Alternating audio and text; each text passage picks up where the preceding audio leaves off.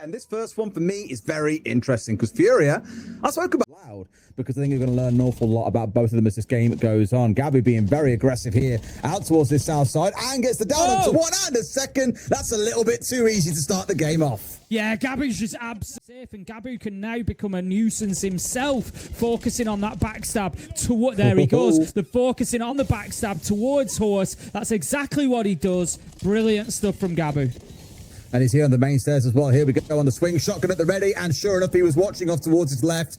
Boxera steps in and brings it down to a 2 versus 3. There is still work to do though, Tim. We've got 60 seconds to go with here, and now they've still got to play the standard take you might look at, looking in towards what's going on, in towards meeting side, but does finally get rid of Gabu. Sorry that he got prior.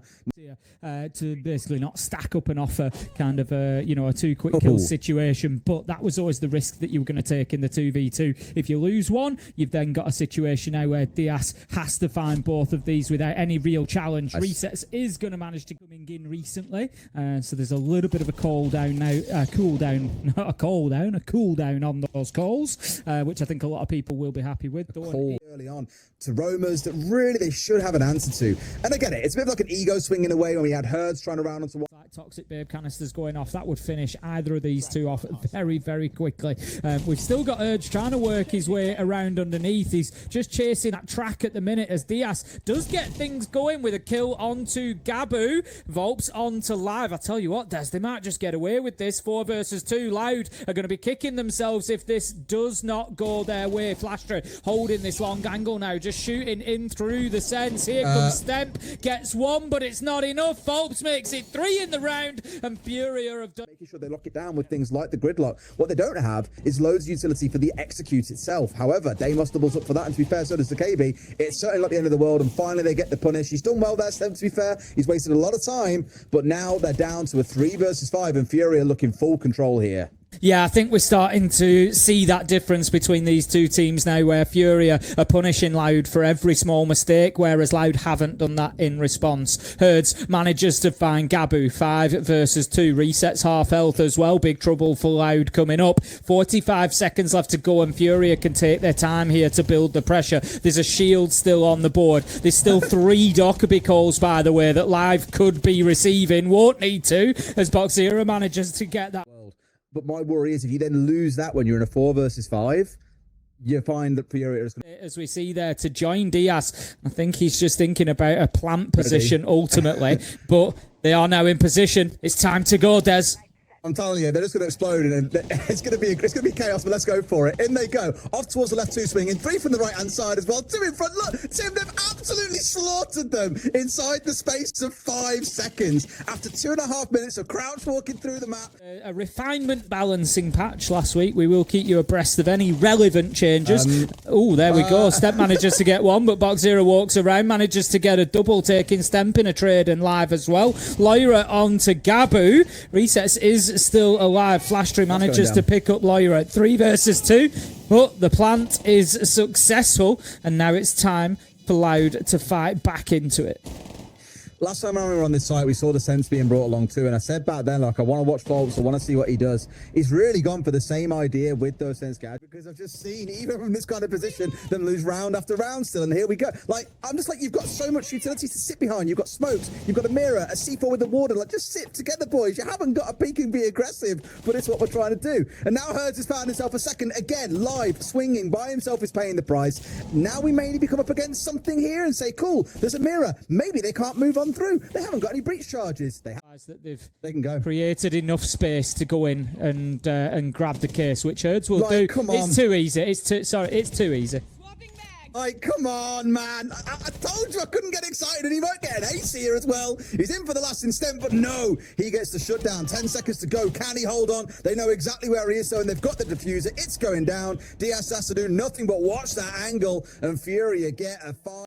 Is it going to be something else? No, we're going to see Mira and Damos. All right, great to have, but Furia can also go for the Kebi in the second side, but Yeah, exactly. Yeah, these are the rounds that Loud have to be winning now. We've already seen them in this position and not walk away with it. Letting them back into it as Lyra manages to peek on into Stemp and find the kill. Doesn't take any damage along the way, by the way. I know, exactly. You really should have been taking at least a little bit. Lyra manages to find Gabu. That is the glass gone. Loud do respond quickly with a trade and keep themselves at the man advantage. He knows he's coming. Flashtree picks up the pulse on the scanner, takes down Hertz, who was getting aggressive, and now it's 3 versus 1 in favor of Loud, all up to Diaz. Yeah, look, Loud can't see this one go away. You've got, how many phone calls do you want? How many phone calls do you still want left? Resets, please just use it. They know where he is at the very least. Make his life hell, unless he's already been called, in which case he won't have it on side. But no, he's full HP, so you will still have it. Use the utility, man. Come on, do something. The plant's got to go down in a second, though. Lane we go. Stepping in forward is Live, and nade to force him away as well. Resets off towards his backside, waiting for a bit of a backstab here, and gets punished for it. They do get the trade. So he's moving around plenty. There's, plenty of noise being made, but I guess time will tell. Vops manages to find Live. Takes down the Dockerby. That's going to be a few less phone calls at least. Yeah, they are aware. Flashtree is sat here watching, but the thing is, it wastes time. They can't turn away from this position now, because with 30 seconds left to go, they're going to be concerned about that drop. Gabu goes in and tries to put the diffuser down. Resets, does find one, but there goes Lyra. Just time to perfection. Diaz, Volps, one apiece, and it's all up to the glass. He can't do it, though. Lyra finds the final kill, and that's going to be... We're not seeing any focus on that upstairs hold at all. They said, yep, you guys can have that, no problem once again. We want to play a lateral defense here. Almost like using it as a scrim to try out something a little bit different. But Lyra, finally a good entry coming through for Furia. It's been a long time since they've had one bolts into another. This is looking fantastic for Furia, Tim. Yeah, really good start for them, isn't it? They managed to get another one from Lyra. There was one along the way for Loud, but I think that's going to be all that we see from them, to be honest. 3 versus 1 at the minute. We've got... even the GG's being called in the chat at the minute, but don't write Flashtree off. We know that there is, as long as there's gun, at least there's a gun on the board, there's always a chance. However, it's now going to be removed. Now there is no chance. Hello, DS. Good to have you again.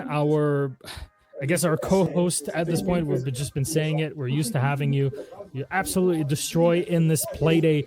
Talk to me first about that map pick in Fortress before anything else, because compared to what we've had before, it's very different. It's very different to what you played last week in that tight game, also against Imperial. What was the decision making behind it?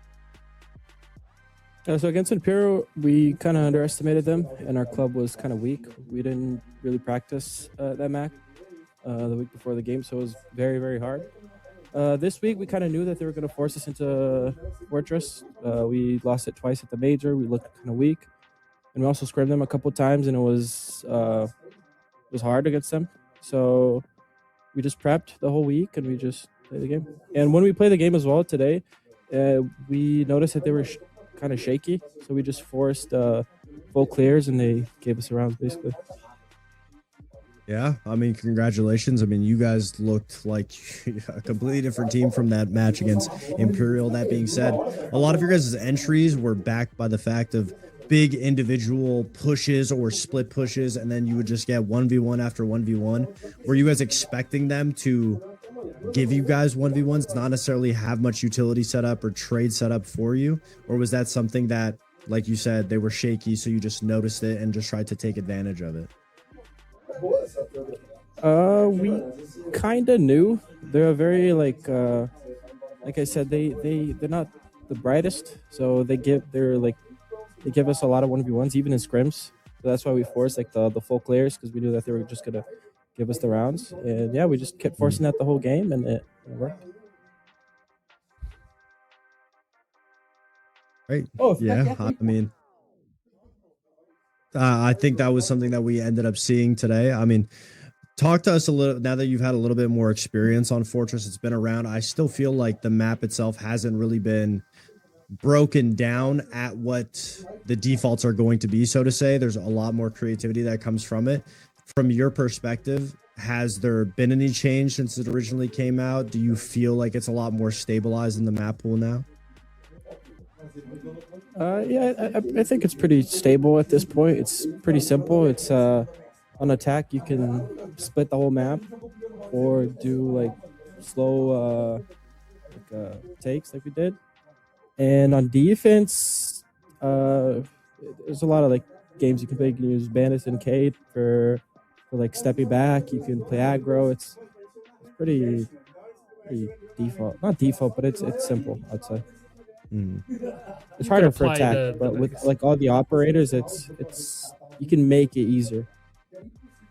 He says it's harder for attack as they absolutely smash 5-1 on the half. Diaz, thank you very much. It's good to see you again, and congratulations on a huge win. All 3 points.